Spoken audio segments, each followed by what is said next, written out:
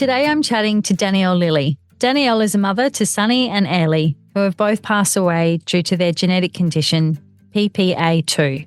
Danielle is here today to share her journey with us and advocate for genetic testing and community support for rare conditions. A content warning, this episode will touch on grief and bereavement that some might find challenging.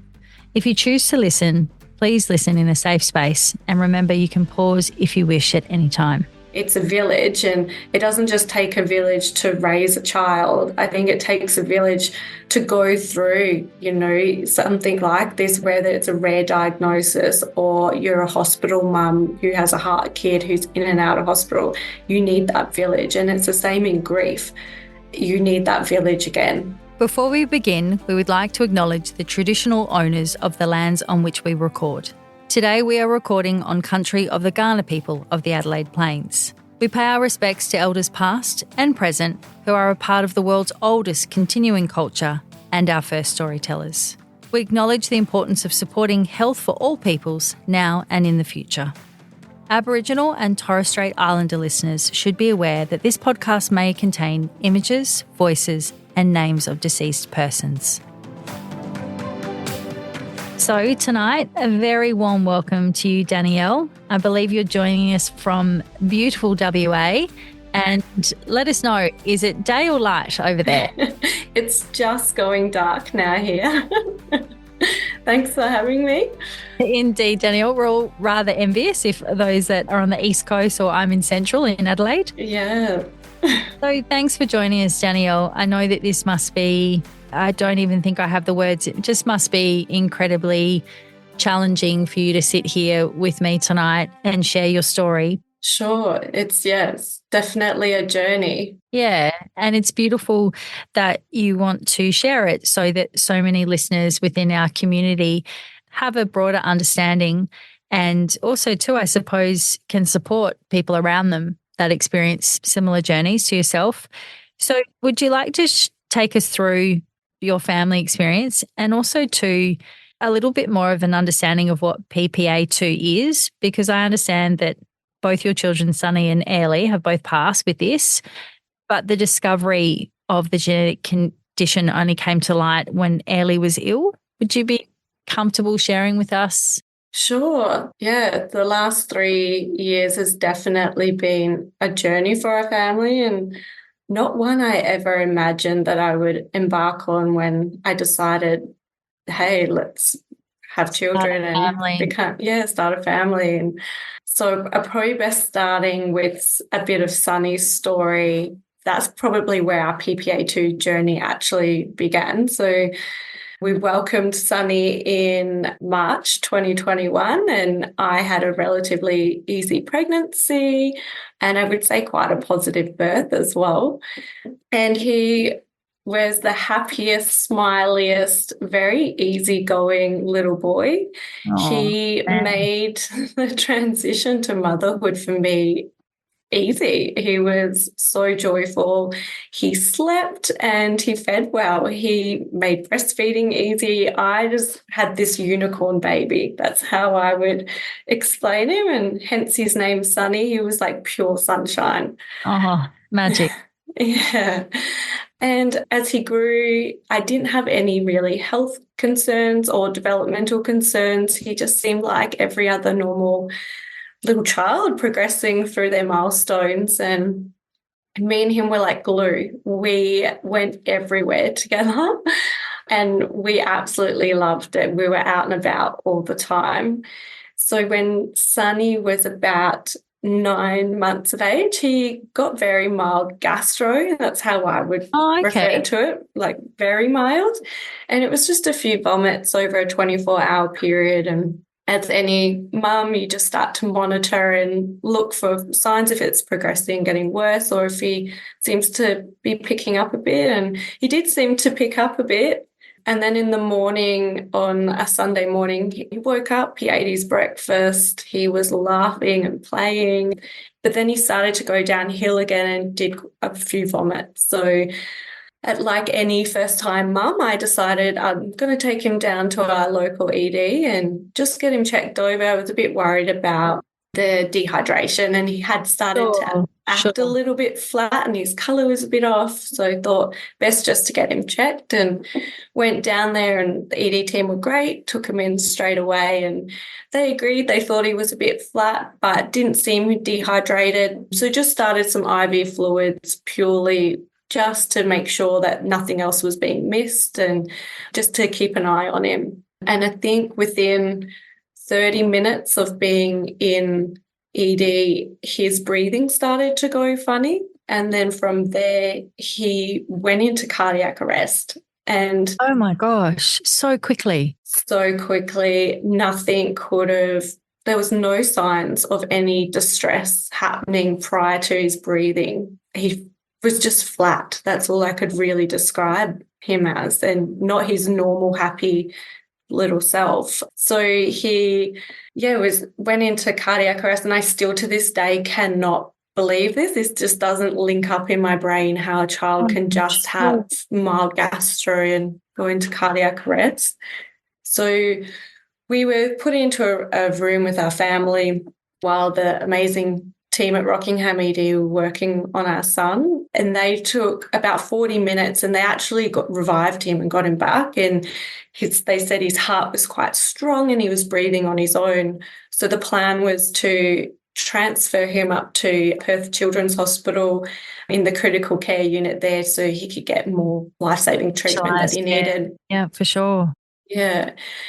So we followed him up in a taxi. He obviously went up in the ambulance, but unfortunately about 10 minutes out of the hospital, he suffered another cardiac arrest. And at this stage, he just could not be saved. So, Sonny, yeah, I still remember walking in that corridor in the hospital and seeing the commotion and then being advised, hey, this is what's happening. And I just still can't believe it. And my mum was with me, and I just broke down with my mum, and I was so blessed to have my mum to hold me, and just felt so helpless for my little boy. It's a crazy journey, and one that my brain to this day still does not comprehend. And, just listening, and thanks for being so brave and so open in sharing. And I'm just, even myself, just hearing you share, to think exactly that. He's happy, he's giggling, he's laughing, and he's having his breakfast.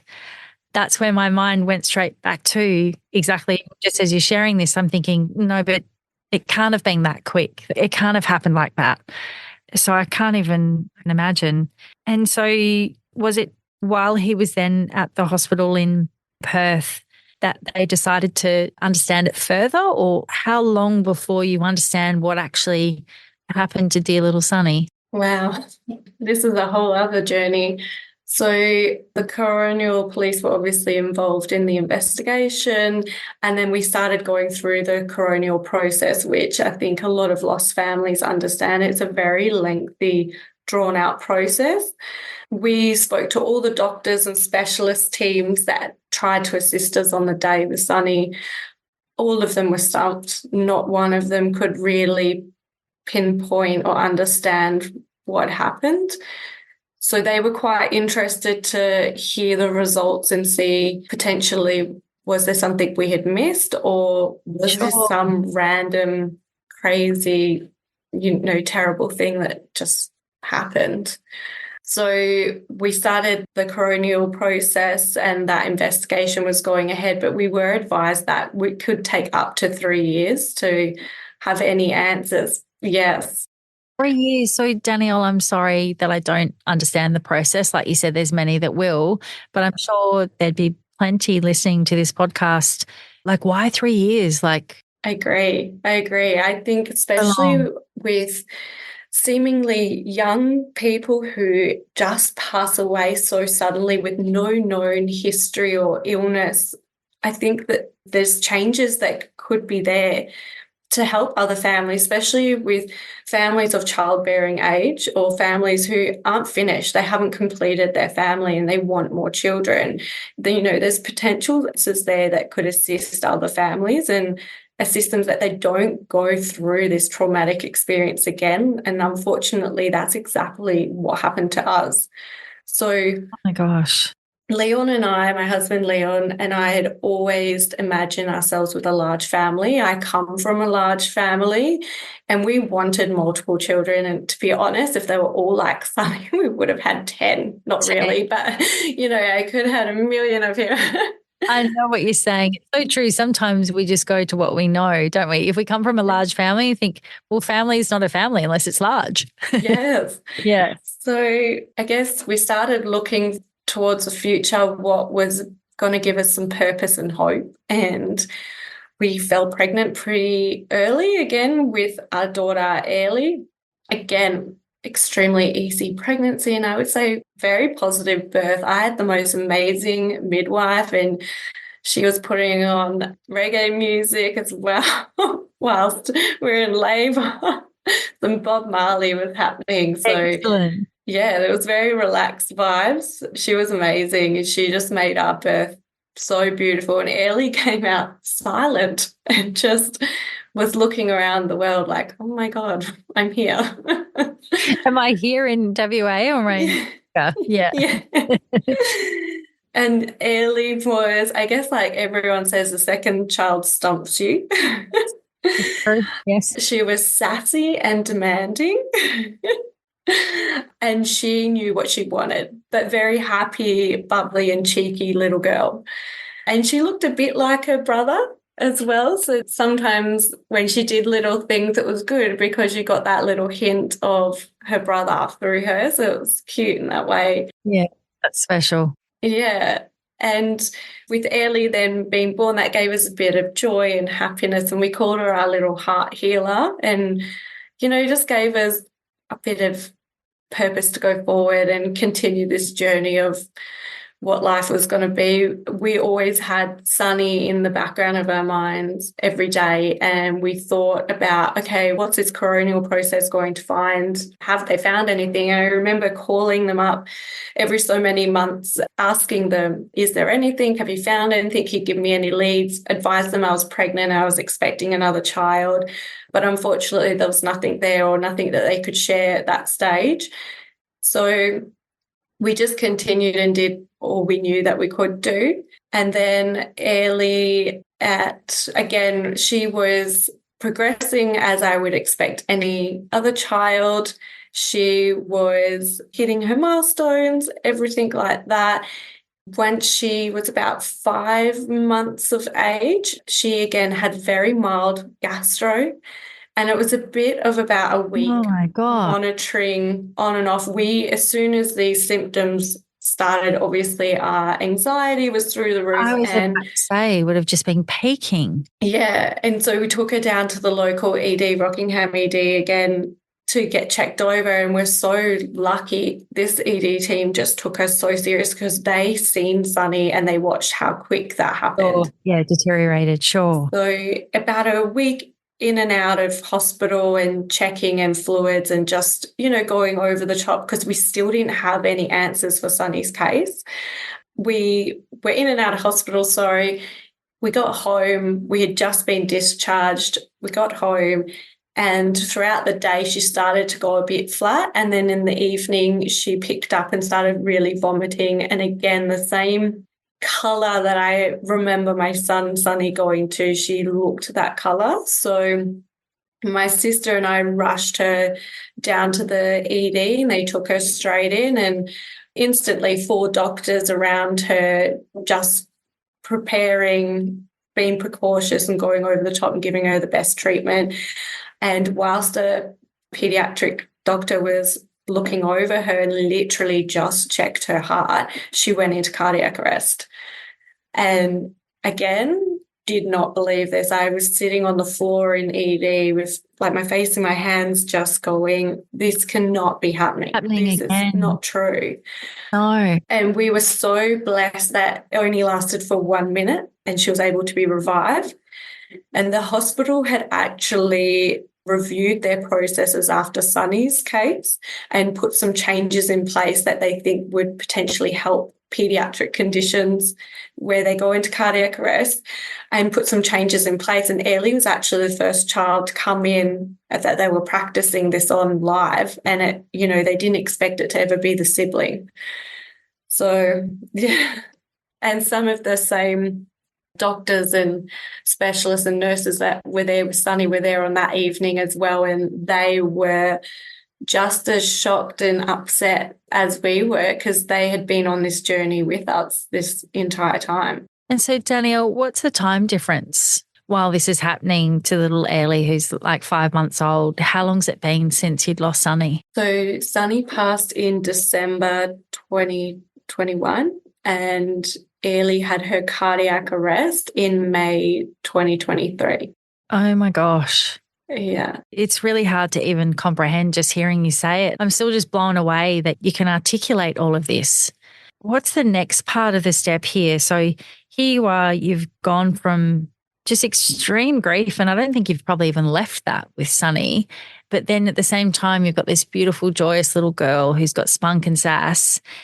And then here you are floating back into this horrible world of grief again. Like, where do you go from here, Danielle? I don't know. I feel like Airlie gave us strength because she survived that cardiac arrest, and then that catapulted us into a 6-week stay at Perth Children's Hospital and all the investigations and testing, and then the genetic diagnosis from there.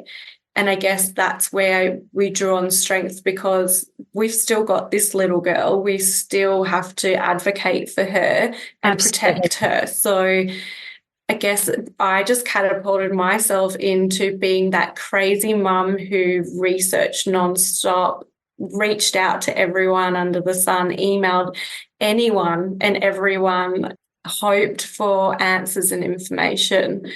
And I guess I put grief more in the background and tried to deal with that when I felt I had the mental capacity to then go there because, Airlie was priority. And so was it in the 6-week stay that you understood that there was the PPA2? So what does that stand for? It's polyphosphate. I hope I've said that correct too. Oh, God, you're fine. Yeah. I know reading medical journals and jargon, you're like, oh, God, mind blown every time. No, definitely. So essentially PPA2 is a cell we have in our bodies, and they are responsible for creating energy within our bodies. They are prevalent mostly within our heart, but we do have some PPA2 cells in our brain, in our kidneys, and our liver. Okay. And because it's a mitochondrial disorder, they believe that it can also cross within cells. So they're not 100% sure the extent of this condition. And it was only discovered in 2016 here in WA, of all places. Oh, you're kidding me. No, by the Harry Perkins Institute. And it was after a family in Scotland had lost their son, again from mild viral illness and cardiac event. And they wanted answers. So they had sent their blood over to Perth and they found this mutation in the PPA2 cell. And so from here, we found out that I actually carry a mutation, and so does my husband, Leon. And then we've passed on both copies of this mutation to both Sonny and Airlie. And when I remember getting the diagnosis, and we were sitting there with our team of specialists in Perth Children's Hospital, and they were discussing what this diagnosis was and the prognosis and everything they knew about it, which wasn't a lot. I was about to say, which was minimal by the sound of it. Yeah. And they were stumped going, we have never actually heard of PPA2 prior to this. And she's the first known case of PPA2 here in the hospital. And from their understanding, the only living case in Australia. They said that they had reached out worldwide and were waiting on some further information, but basically, the treatment was manage viral illnesses, which we know is so difficult with children in general, and monitor and treat any symptoms that arise. So, yeah, she would be treated symptomatically and hopefully one day await information, research and treatment. And all the children or people living with PPA2 all have the ICD or the implantable cardiac defibrillator as well. And they have that purely as a backup for if they're not in hospital at the time or something goes wrong and they're too far away. But again, these ICDs are set to certain settings. So Airlie's was set to a VFRS because we knew that's what she had had. But if down the track, if anything else was to happen to her heart, because it works in a cellular function, they can never guarantee you what will happen. So if you don't have a VF arrest again and you had like a PA arrest, the ICD would be essentially useless. So it just, it was another whole other journey to start embarking on. I'm just blown away. And I'm sure just like, the acting nurses and physicians at Rockingham, and then they're seeing this all over again. They're seeing your probably beautiful face again. They're seeing your husband, probably your mum, everything all over again. Okay, so you're in hospital. Obviously, you're understanding what's going on. So are you sent home? Are you and Airlie sent home to just now manage viral and like this is even my brain's going, I don't understand. And how do you comprehend this? Yeah. So it was a long stay. It was a 6-week stay and we lived at the hospital. They were very accommodating. A bit more so, my mum's a bit of a staunch Scotswoman and she wasn't going to leave that hospital either. So very blessed in that way. I was about to say, thank goodness for mum. Yeah. I know. She honestly helped us. While she was in hospital, Leon and I both fell unwell as well with the flu. So we couldn't go and interact with Airlie. So it was just showing all the future challenges that we were going to face. I was about to say, and you were almost in COVID times too, or just at the end of COVID times as well. Yes. Very blessed. WA didn't really cop too much of the COVID. We obviously still had all the protocols, but it was good because you put the borders up at the right time. Yes. We were thankful for COVID. This is the only time we were thankful for COVID because everyone was so educated on viral illnesses and how it's passed and spread and hygiene, which helped us so much with this process. So we were in Perth Children's Hospital about 6 weeks. She had to have her ICD surgery while she was in there, started her recovery process, and then we put together an emergency medical management plan that we would then utilise once she became unwell. So every illness, any fever, dehydration, gastro symptoms, we would immediately present to Perth Children's Hospital as well. Our local ED just wasn't equipped to deal with this kind of serious condition. Yeah. Present there, and then they would manage the condition from there as best they could. And we also had a strict diet plan for when she was well and unwell to ensure she had enough calories and hydration going into her body as well. And then there was, because she had the ICD device, they also had us on some heart medications, atenolol and carvedilol, just to help with her heart function and keeping her heart rate low. You basically became the other specialist of PPA2 in Australia outside of hospital. Yeah, our cardiologist, Dr. Cam, who's absolutely amazing human, he told me I'm the world's expert on PPA2. I'm certain you have to be. I don't know. I just was that mum that just had to research and understand and know this condition. And any information I found or when I connected with other people or any of my research or articles or medical journals, I would cut snippets and send them straight to our specialist team and be like, hey, guys, I think we need to look into this and can we get Airlie checked for this? And because, her specialist would go from neurology, cardiology, metabolics, audiology, her eyes would have to be tested, and then she'd need a ped to monitor all of these. And then she also had immunology. So she was in about 6 or 7 different departments on top of rare care. Yeah. Gosh, oh my God. So once we got discharged, it was hard to go home because I felt safe in the hospital and I was like, watching these machines monitoring her heart, I knew her heart was okay. And so it was kind of going home and trusting that everything would be okay, but also trying to live a life and give her a life as normal as that could be or look like, whilst we were trying to figure out what PPA2 is and what this actually means for our family. So, we went home and we just went into a bubble. It was winter, so we just hid. Our family was great. We just did COVID kind of rules with everyone. If anyone was unwell, they weren't coming around. Yeah, and just it got as far as I wouldn't go to the shops during certain hours because there was too many people in the shops for me, and it made my anxiety too high. Or I would only do home delivery. I wouldn't go into the shops, especially in winter.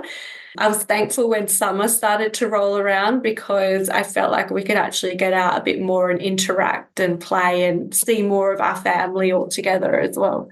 I think there'll be a lot of parents listening to this and caregivers listening that can relate to a lot of what you're saying, that anxiety of when you're leaving hospital. For those who have had any children with medical conditions, like you said, that safety and security of like, well, but hang on a minute, those numbers are the right numbers. And if they're not the right numbers, an alarm goes off and the right people come in and they know what to do. And then you know, it's almost like the safety net is taken away when you get home. And again, I'm sure there's many listening, and I feel the same, of just even hearing you like living in that bubble of exactly that, of thinking, okay, who's coming in? Sorry, did you just sneeze? Yeah. Are you feeling okay? Because if you're not, please don't breathe in this direction. Please leave. Yeah. Sanitizer, you probably, you know. Yes, we had hand sanitizer on the kitchen bench. People used to walk in, wash their hands, and like a mini hospital. yeah. Like, right, come in. That's right. Wow. And so the population of where you're at, for those that are listening, so you're in WA, so obviously you're out of Perth. So what's the population of where you are? Oh, we're in the largest suburb outside of Perth. I couldn't tell you the actual population. It's quite large. And you've still got, like you said, like when you went to Rockingham, like that's still not sort of the place that was probably best suited to take care of Airlie. So that's the other thing you have to factor in is your home, the safety net's gone. You can kind of control the environment who comes in and out, but then obviously you've got to always have in the back of your mind how you're going to get to the best For place. sure. Yeah. So we're about 40 minutes drive from the Children's Hospital, but our plan was always, if we were worried, Leon and I agreed, we just call an ambulance, get the professionals here straight away, and the ambulance can then assist us in making sure we get her safely to the nearest hospital, if that was the plan, or to the Children's Hospital where she could receive all that treatment, and all of her specialists were there at that hospital too. Yeah, amazing. Like it's hard to fathom what that whole period for you was like. I'm sure, like you said, it still probably still feels like in some parts yesterday. Like you can really close your eyes and go, I can, like you said, you remember every sound probably. Yes, those heart monitors, those sounds. I was like coming home, if I had a break from hospital, I'd come home and I'd still be hearing them beeping in my head. And I'm like, oh my God, I don't know how nurses do it, let alone parents sitting there with them. But yeah, I was thankful to get away from the heart monitors when we finally got home. But yeah, the sounds, the smells, the processes and things as soon as you're in hospital definitely takes you back. Yeah. How long were you at home for before Airlie became unwell again? So we probably throughout the last 12 months, we've probably been in and out of hospital 7 or 8 times over that journey for a multitude of reasons, from mild fevers to she had to go in for her routine vaccination. So she was in for 48 hours to be monitored as well. And it wasn't until May this year, Airlie had mild gastro, and I used in-home care. So when I went to work, we had our in-home educator here and we didn't utilise daycare, just another way of protecting her. Definitely. And Donna called me and just said, hey, Airlie's just vomited. So I just turned around and came back and just tried to stay calm like any other time. We'd done it a few times now, presented to hospital, but this time it was a bit different. And yeah, throughout the day, just went downhill, struggled to get fluids into her as well, which is a massive issue. And unfortunately, we ended up in ICU and her heart was starting to fail. Within hours, she had gone into cardiac arrest. They tried their hardest, and unfortunately, she wasn't able to be saved this time. And so again, we just started the process of, okay, we've lost another child to this rare condition that no one knows anything about, and even these specialist doctors and nurses, and they've trained for so many years trying so hard, but again, there's no research or information for them to help you more, which is all they ever want to do. Yeah, and there's just no answers. No. No answers, no matter which way you turn. Mm. And so how old was little Airlie then? She was 18 months. 18 months. Yeah, she was starting to walk. She was very cheeky. Yeah. Yeah. She actually loved being in hospital, I'm not going to lie. She used to love her ward nurses every time we went there, and would just want cuddles with them and make them play the wiggles and dance. And yeah, she was a bit of a favourite of the ward, I think, which made it easier when we had to go and stay in hospital and, you know, go through everything again. And it helped with your anxiety because you felt like you're in good hands and felt like a part of the family, which I think a lot of heart mums definitely get that feeling. Absolutely. It is. Everyone in your team becomes an extension of your family. And one thing I always relate to on this podcast is I always refer to it's a part of your village. Like, we're blessed with these beautiful children and we're not meant to know everything. It's the collective that's how we raise them and how we learn and how they grow. But it is, they become so connected to your life and your family. You sometimes can look into the eyes of, you know, like you said, that ward nurse that you've seen so many times before, and they can look at you and they can pick up on you like they're your mum, they're your dearest friend. You get to know each other so intimately, I think, because you're in such a, I don't know, when we're in this environment, we're so vulnerable, aren't we? We're so raw. Yes. And they're picking you up whilst you're taking a moment because it's a lot on you as well, and it's your child laying there. So yeah, hats off to them. It's such a difficult job, but they're absolutely amazing. And like you said, it's a village, and it doesn't just take a village to raise a child. I think it takes a village to go through, you know, something like this, whether it's a rare diagnosis or you're a hospital mum who has a heart kid who's in and out of hospital. You need that village. And it's the same in grief. You need that village again. And so, yeah, it's the village that holds you together and, you know, keeps you going when you don't have the strength to go on. That's so true. That's so very true. And so, like, how are you feeling now, Danielle? Like, I still can't find the words. And I know even when I'm going to listen back to this, because I can't find the words, like everything that you're sharing. And like I said, you're articulating, you're going through it all, you're stepping us through it, you're really helping sort of paint that picture and that understanding. But I'm overwhelmed. I'm overwhelmed by everything you're sharing. How are you feeling? I think overwhelmed is a really good way to put it. I guess in some ways I feel a bit let down by, I don't know if let down's the right word to say, but just certain parts along the way in the misinformation that's out in our community. So, for example, coronial investigations don't conduct genetic testing until there's a family history, which I couldn't believe that when I was told that. No, and I didn't know that. And I'm sure, again, there'd be so many people. So, okay, so are you meaning to tell me that they only then understood that that's what Sonny and Airlie had once you and your husband were tested? Is that what you're saying to me? Basically, so when we were in ICU with Airlie and the genetic diagnosis came back that she had PPA2, the coroner then asked to test Sonny. And then that's how we got the answer for Sonny, essentially, and that's how his death certificate was then updated. Otherwise, he was going to be undetermined. And it also then leads me to think, what about all these families? Other babies and other families. The SIDS, SUDS and SADS families. And, you know, because there's a 1 in 4 chance that you have this child with this genetic inherited condition. And unfortunately, we've had 2. But what happens if one of our children was only a carrier? We would never have had that answer for Sonny. However, the answer was there in the data, but we don't test for it. And that's just something that completely mind blows me, especially with how far genetics has come now. And it's becoming more affordable as well. So I was gobsmacked when I found out that they don't routinely genetic test in coronial investigations, especially in young children, young healthy children that have just passed away. Yeah, absolutely. You would think that that would be almost the first place you'd start. Yes, I honestly thought that. Yeah, yeah, that would be the logical thing, isn't it? As we sit here, you go, well, that would be logical. He was little, he was happy, he was healthy, he was eating breakfast.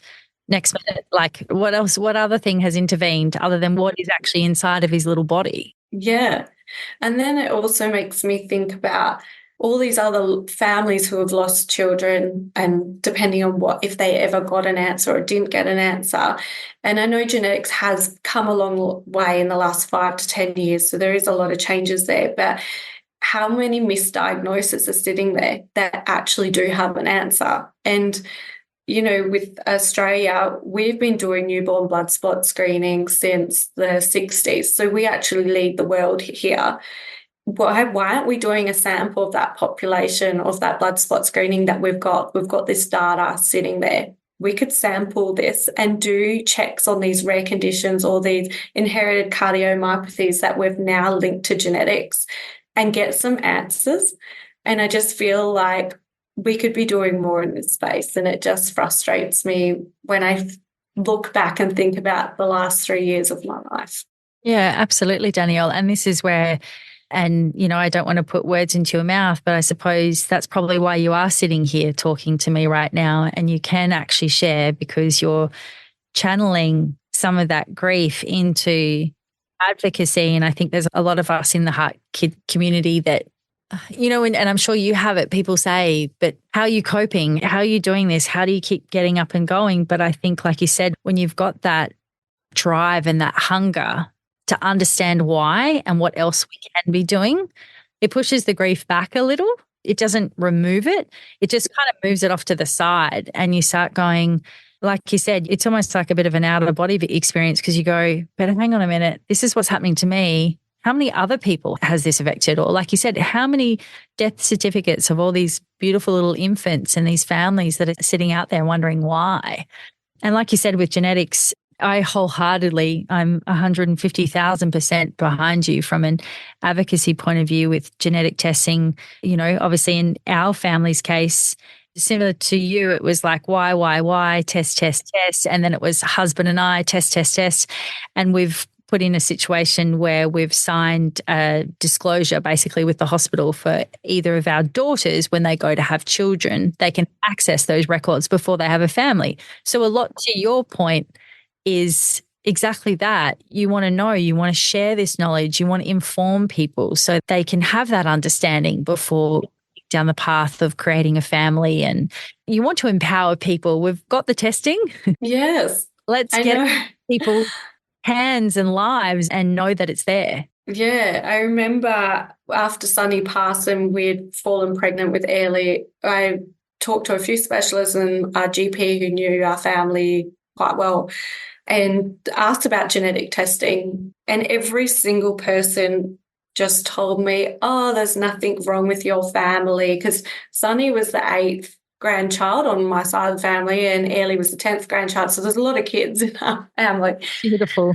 And they said, it's just sometimes it's just bad luck and bad things happen to good people. And you see that side of the story too, and I can understand with that, but it's such outdated information. And they also said genetic testing is tens of thousands of dollars, and since I've researched it, it's not. So you can actually do a full expanded carrier screening, and I think it's about 1,300 genes, and that covers about maybe 750 known conditions.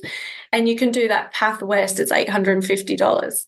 So if you were worried, why wouldn't you do that? And they also say you don't need to wait for family history to genetic test, because as we know, when we evolve, your genes naturally mutate. That's how we all look and sound and act differently.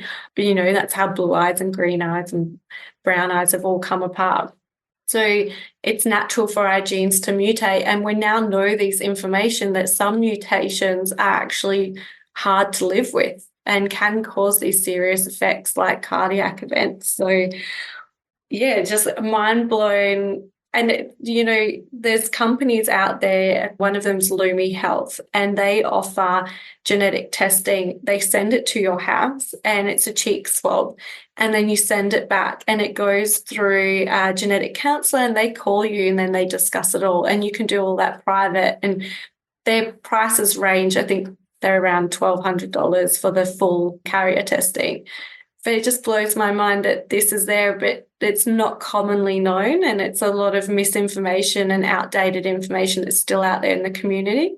Yeah. And I think obviously to your point, like you probably sit there and you go, well, how is it that a mum in WA, I can sit and I can research and I can understand this, yet we have a system where they don't even perform a genetic test on a child that's just passed suddenly.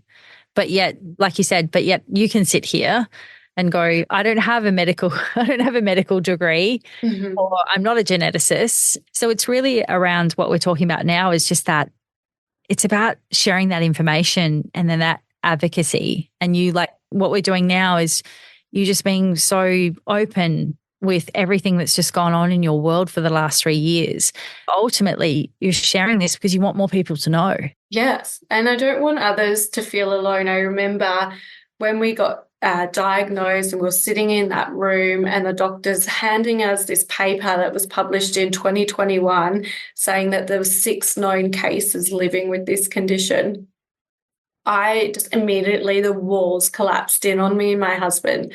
And I remember coming out of there crying, going, what does this mean for us? And what does this mean for our life and for our daughter? And where do you start with this rare condition? And I remember researching and I randomly found an article that the SADS Foundation had shared. And it was a girl who was 16 living with this condition in America. And I could not believe it. And it gave me so much hope and joy. And I connected with her and her mum. And they had sadly lost a son as well. Again, very mild viral gastro, similar to my children. But it was back in 2012. So they didn't know about PPA2 at this time. And it wasn't until Maddie had become unwell and she had a bit of a cardiac episode that they genetic tested her and then found that they actually have had PPA2 and the family, it'd been in their bloodline. It's crazy. So connected with that mum made me feel just heard and seen and understood. Validated. And she was on the other side of the world. And from there, I just said to her, hey, we cannot be the only people. Like, this cannot be this rare. So decided to start a private Facebook group. And from there, the Facebook group's grown. We now have 11 known living people with the condition in our group, and they range from 1 to if they're late 40s. And I've got the people that the original paper's based on in the group, which I fangirl moment that. I bet. Oh my gosh, Danielle. And this is where we have to be so grateful for technology and everything else. Because like you said, you put, that beautiful family that you said that you connected with, the paper hadn't even happened, when they first had their daughter and so forth. And then you look at this and you go, hang on a minute, technology has connected me. And if this all happened 20 years ago, you would be probably still sitting trying to work things out yourself. Yes. So that's wonderful. So what's the support group called? Like, what have you? Yeah, I think it's called, I'm trying to remember.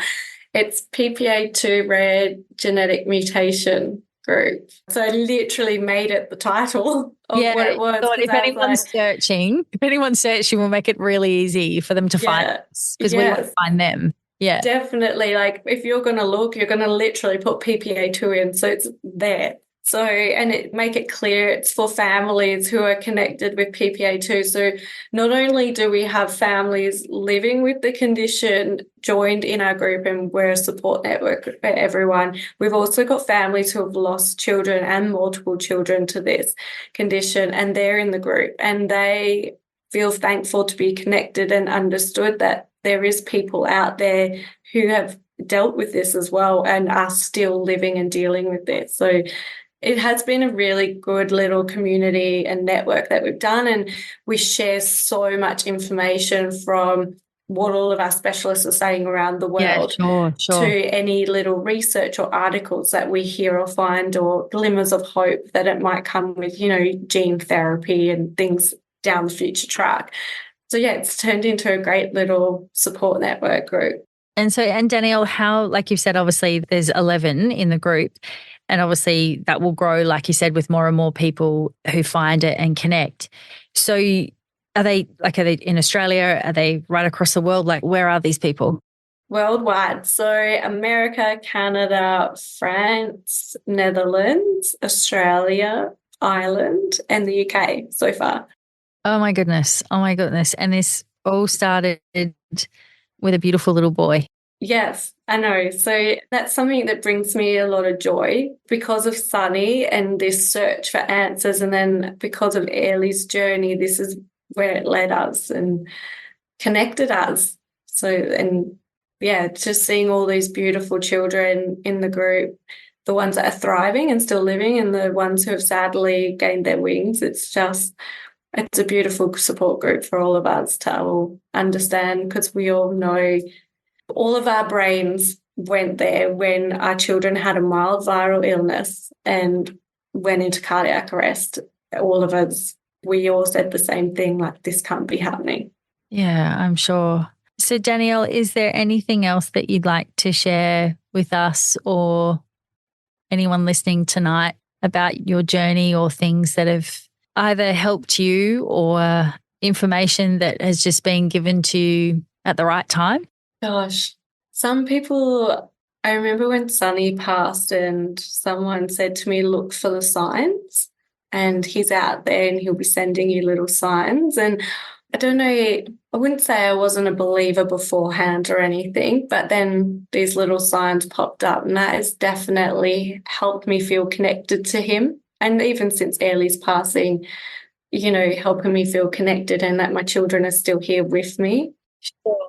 Yeah. You know, you can't have love without grief, unfortunately. So they go hand in hand together. And I think that's something I always try to remind myself, especially when I'm in the depths of grief and not having a good day. It's just because I love them so much that it's so painful.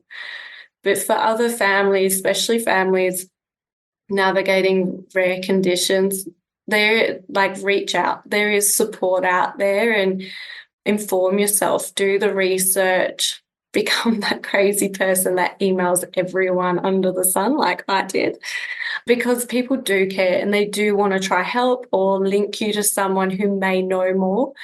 And there is a lot of families going through this, and rare care is only becoming larger, especially in Australia. And hopefully we can find out more about these rare conditions, and genetics is that path to help us. We've also recently just started an online Instagram called Our Rare Life. So just sharing a bit of our journey, sharing a lot of the rare care information and genetic information that's out there as well.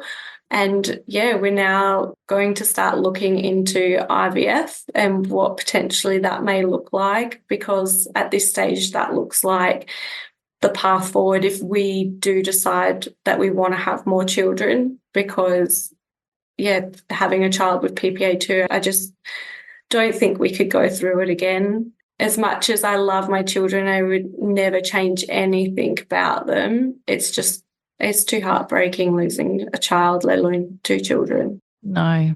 Well said, Danielle. And thank you so much for sharing. Thank you so much for even just those. Yeah, that's what I'm going to take away, is the little signs. I think it's so true. It's beautiful. And I think the other thing is, you just, for people listening, understanding, like you said, there is someone else out there. There's a you out there. There's another mum. There's another parent. There's a grandmother. There's a grandfather. There's an uncle that is probably right there now researching online, saying, how can I connect? We can't be the only ones. So my hat goes off to you. My heart goes out to you and your husband. And please know this HeartKid community is wrapping their arms around you. So thank you. Thank you for being a beautiful advocate, and thank you for, being a blessing in this world. and bringing two beautiful, beautiful babies into this world. Thank you. Thank you, Sami. And thank you for allowing me to share our story and our journey. And hopefully we can help another family out there and hopefully get some changes to coronial investigations would be great. So no other family has to go through what we've gone through. Well said. Thank you, Danielle. Thank you. Sometimes this podcast talks about some heavy things. If this brings up anything for you or someone you love, it is important to reach out for support. The HeartKids helpline provides support and guidance for anyone impacted by CHD. You can call the helpline on 1800 432 785. To access more information about CHD, as well as support from HeartKids, visit the website at heartkids.org.au. The information on this podcast is not a substitute for medical advice from your doctor or healthcare team. Always talk to your doctor about matters that affect you or your family's health.